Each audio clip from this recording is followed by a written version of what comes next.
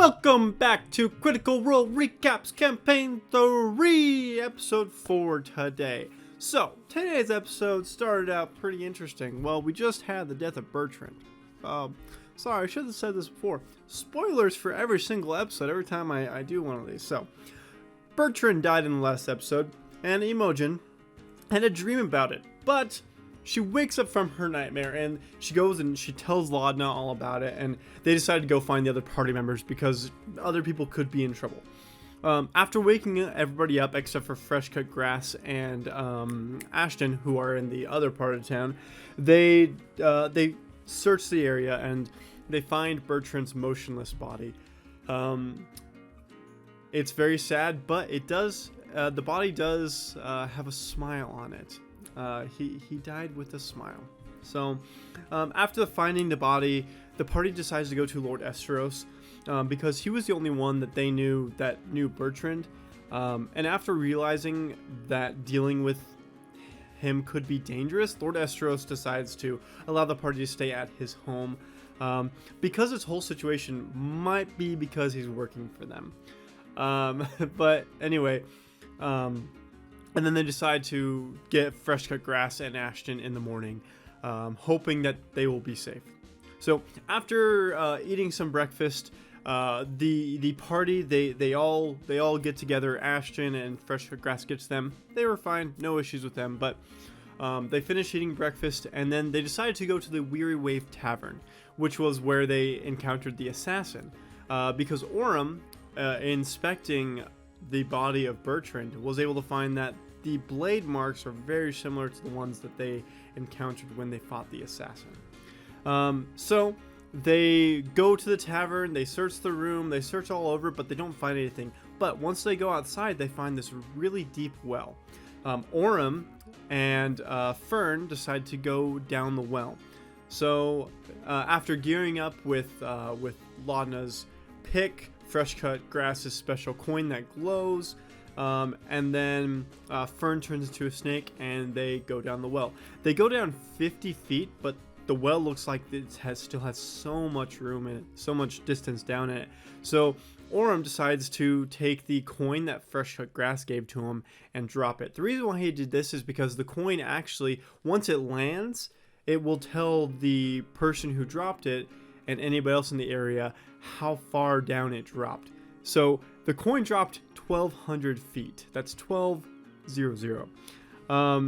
They, after some investigation in this well by Fern as a snake licking the wall, they find that the creatures that attacked them inside the tavern when they were fighting the assassin came from this well, or at least they're pretty positive. They're not 100%, but they're pretty positive. So they leave the hole. I'm surprised they didn't make an ash hole joke because there are some members from the Exandria Unlimited party here, but whatever.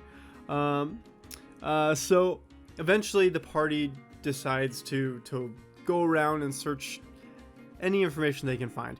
They go up on the roof, they go into different rooms, but they can't find anything. But after talking to and bribing the owner of the tavern that they went to, they learned that the name of the person who might have been the assassin is Duggar.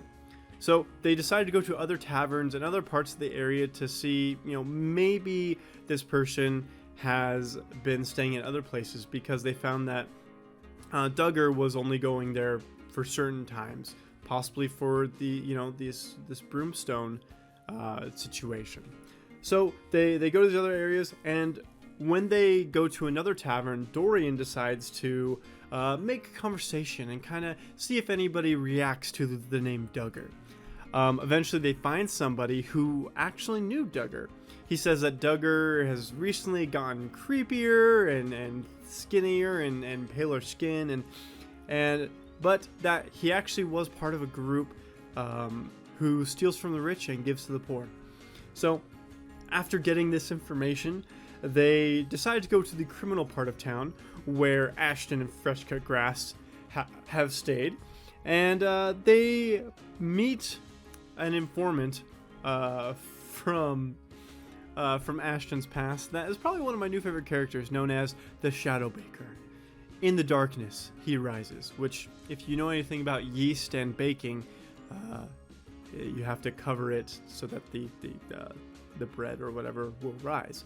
I'm sure it's the same for pastries. I don't know. I'm not the shadow baker. I'm not a pastry maker. But the shadow baker gives them a code phrase and a place where they can go. They go to this place to give the code phrase, but then it leads them into a room full of assassins.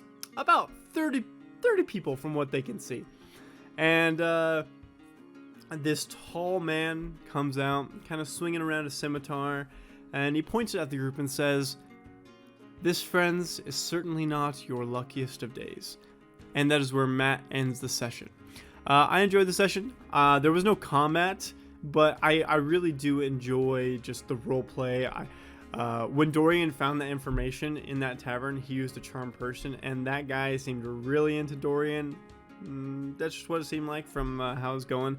And it's really fun that Imogen can hear thoughts and stuff. I think it adds a new level of roleplay, but also a new level of like information getting in this game. So I feel like Matt is going to have to really work hard in making sure that he preps a lot of NPCs, but he's really good at that. Anyway, pretty good session. I enjoyed it.